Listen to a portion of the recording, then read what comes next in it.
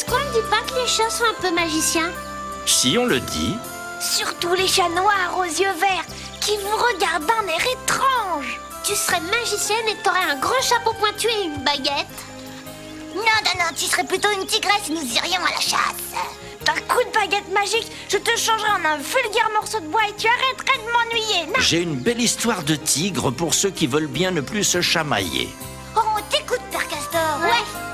Le tigre en bois. Ce tigre-là ne rôdait pas dans la jungle et ne rugissait jamais, parce qu'il était en bois.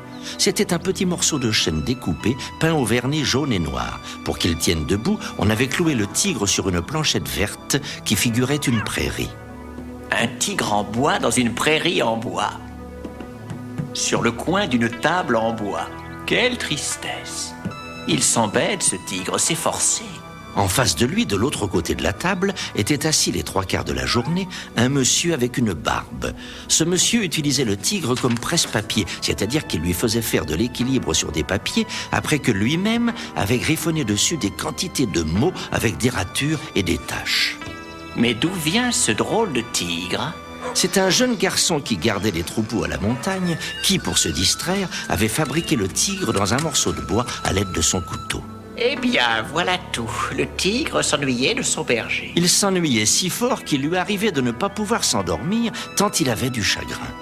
Assez à la fin. Tu nous casses la tête avec ton désespoir. Cac-cac-crac, tout à trac. File, et qu'on ne te revoie jamais.